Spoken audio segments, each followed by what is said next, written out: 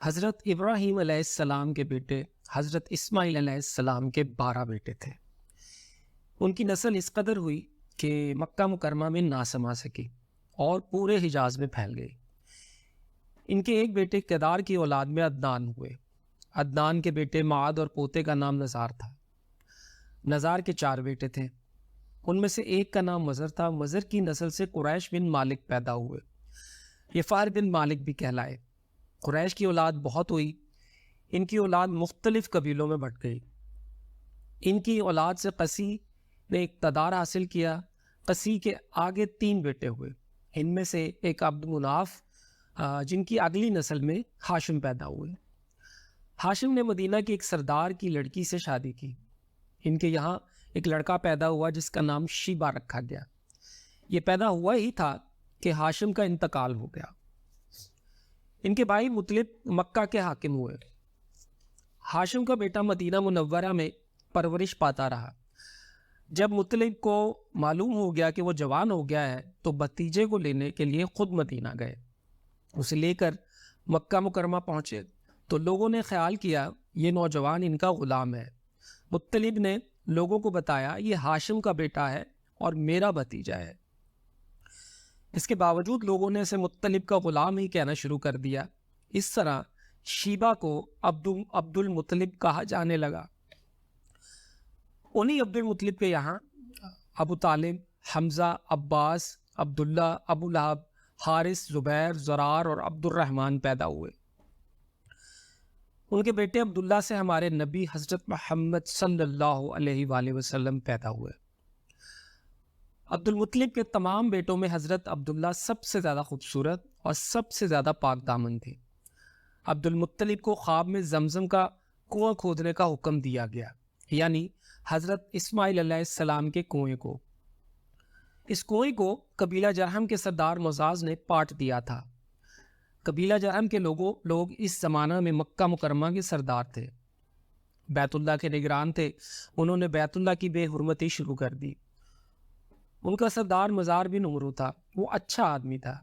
اس نے اپنے قبیلے کو سمجھایا کہ بیت اللہ کی بے حرمتی نہ کرو، مگر ان پر اثر نہ ہوا۔ جب مزاز نے دیکھا کہ ان پر کوئی اثر نہ ہوتا تو قوم کو اس کے حال پہ چھوڑ کر وہاں سے جانے کا فیصلہ کیا۔ اس نے تمام مال و دولت، تلواریں اور زریں وغیرہ خانہ کعبہ سے نکال کر زمزم کے کنویں میں ڈال دی اور مٹی سے اس کو پاٹ دیا۔ کنواں اس سے پہلے ہی خشک ہو چکا تھا، اب اس کا نام و نشان مٹ گیا۔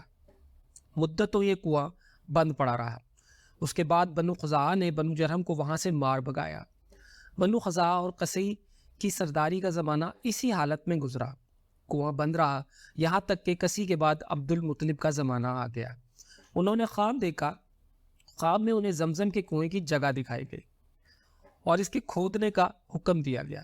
حضرت علی رضی اللہ تعالیٰ عنہ سے روایت ہے کہ عبد المطلب نے بتایا میں حجر اسود کے مقام پر سو رہا تھا کہ میرے پاس ایک آنے والا آیا۔ اس نے مجھ سے کہا طیبہ کو کھودو۔ میں نے اس سے پوچھا یہ طیبہ کیا ہے، مگر وہ کچھ بتلائے بغیر چلا گیا۔ دوسری رات پھر خواب میں وہی شخص آیا، کہنے لگا برا کو کھودو۔ میں نے پوچھا برا کیا ہے، وہ کچھ بتائے بغیر چلا گیا۔ تیسری رات میں اپنے بستر پر سو رہا تھا کہ پھر وہ شخص خواب میں آیا، اس نے کہا مجنونہ کھودو۔ میں نے پوچھا مجنونہ کیا ہے، وہ بتائے بغیر چلا گیا۔ اس سے اگلی رات میں پھر بستر پر سو رہا تھا کہ وہی شخص پھر آیا اور بولا زمزم کھودو۔ میں نے اس سے پوچھا زمزم کیا ہے، اس بار اس نے کہا زمزم وہ ہے جس کا پانی کبھی ختم نہیں ہوتا، جو حاجیوں کے بڑے بڑے مجموعوں کو سیراب کرتا ہے۔ عبد المطلب کہتے ہیں میں نے اس سے پوچھا یہ کنواں کس جگہ ہے، اس نے بتایا جہاں گندگی اور خون پڑا ہے اور کوا ٹھونگے مار رہا ہے۔ دوسرے دن عبد المطلب اپنے بیٹے حارث کے ساتھ وہاں گئے۔ اس وقت ان کے ہاں یہی ایک لڑکا تھا۔ انہوں نے دیکھا وہاں گندگی اور خون پڑا تھا اور ایک کوا ٹھونگے مار رہا تھا۔ اس جگہ کے دونوں طرف بت تھے اور یہ گندگی اور خون دراصل ان بتوں پر قربان کیے جانے والے جانوروں کا تھا۔ پوری نشانی مل گئی تو عبد المطلب کدال لے آئے اور کھدائی کے لیے تیار ہو گئے، لیکن اس وقت قریش وہاں آ پہنچے. انہوں نے کہا اللہ کی قسم ہم تمہیں یہاں کھدائی نہیں کرنے دیں گے. تم ہمارے ان دونوں بتوں کے درمیان کنواں کھودنا چاہتے ہو جہاں ہم ان کے لیے قربانیاں کرتے ہیں. عبد المطلب نے ان کی بات سن کر اپنے بیٹے حارث سے کہا تم ان لوگوں کو میرے قریب نہ آنے دو. میں کھدائی کا کام کرتا رہوں گا اس لیے کہ مجھے جس کام کا حکم دیا گیا ہے میں اس کو ضرور پورا کروں گا. قریش نے جب دیکھا کہ وہ باز آنے والے نہیں تو رک گئے. آخر انہوں نے کھدائی شروع کر دی. جلدی کنویں کے آثار نظر آنے لگے. یہ دیکھ کر انہوں نے اللہ اکبر کا نعرہ لگایا اور پکار اٹھے یہ دیکھو اسماعیل علیہ السلام کی تعمیر ہے. جب قریش نے یہ دیکھا کہ انہوں نے کنواں تلاش کر لیا ہے تو ان کے پاس آ گئے اور کہنے لگے عبد المطلب اللہ کی قسم یہ ہمارے باپ اسماعیل علیہ السلام کا کنواں ہے اور اس پر ہمارا بھی حق ہے اس لیے ہم اس میں تمہارے شریک ہوں گے. یہ سن کر عبد المطلب نے کہا میں تمہیں اس کام میں شریک نہیں کر سکتا یہ مجھ اکیلے کا کام ہے. اس پر قریش نے کہا تب پھر ہم اس معاملے میں ہم تم سے جھگڑا کریں گے. عبد المطلب بولے کسی سے فیصلہ کروا لو. انہوں نے بنو سعد ابن عظیم کی کہنہ سے فیصلہ کرانا منظور کیا. یہ کہنہ ملک شام کے بلائی علاقے میں رہتی تھی. آخر عبد المطلب دوسرے قریش اس کی طرف روانہ ہوئے. عبد المطلب کے ساتھ عبد مناف کے لوگوں کی ایک جماعت تھی جبکہ دیگر قبائل قریش بھی ایک جماعت ساتھ تھی.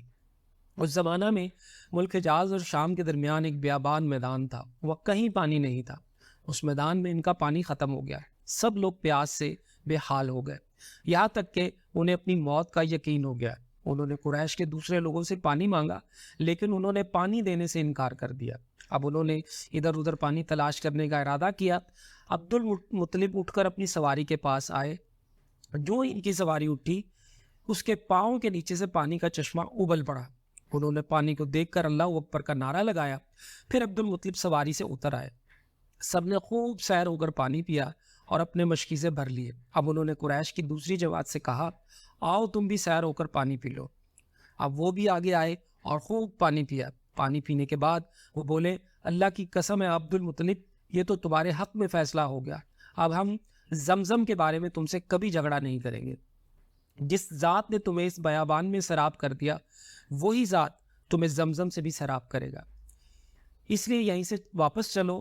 اس طرح قریش نے جان لیا کہ اللہ تعالیٰ عبد المطلب پر مہربان ہے لہٰذا ان سے جھگڑا کرنا بے سود ہے اور کائنہ کے پاس جانے کا کوئی فائدہ نہیں. چنانچہ سب لوگ واپس لوٹے. واپس آ کر عبد المطلب نے پھر کنویں کی کھدائی شروع کی. ابھی تھوڑی سی کھدائی کی ہوگی کہ مال دولت تلواریں اور زریں نکل آئی. اس میں سونا اور چاندی وغیرہ بھی تھی. یہ مال و دولت دیکھ کر قریش کے لوگوں کو لالچ نے آ گھیرا. انہوں نے عبد المطلب سے کہا عبد المطلب اس میں ہمارا بھی حصہ ہے. ان کی بات سن کر عبد المطلب نے کہا نہیں اس میں تمہارا کوئی حصہ نہیں. تمہیں انصاف کا طریقہ اختیار کرنا چاہیے. آؤ 500 کے تیروں سے قرار ڈالیں. انہوں نے ایسا کرنا منظور کر لیا. 2 تیر کعبے کے نام سے رکھے گئے 2 عبد المطلب کے اور 2 قریش کے باقی لوگوں کے نام سے. پاسا پھینکا گیا تو مال اور دولت کعبہ کے نام نکلا. تلواریں اور زرے عبد المطلب کے نام اور قریشیوں کے نام کے جو 2 تیر تھے وہ کسی چیز پر نہ نکلے. اس طرح فیصلہ ہو گیا. عبد المطلب نے کعبے کے دروازے کو سونے سے سجا دیا. زمزم کی کھدائی سے پہلے عبد المطلب نے دعا مانگی تھی کہ اے اللہ اس کی کھدائی کو مجھ پر آسان کر دے. میں اپنا ایک بیٹا تیرے راستے میں ذبح کروں گا. اب جب کہ کنواں نکل آیا تو انہیں خواب میں حکم دیا گیا اپنی منت پوری کرو یعنی ایک بیٹے کو ذبح. عبد المطلب کو یہ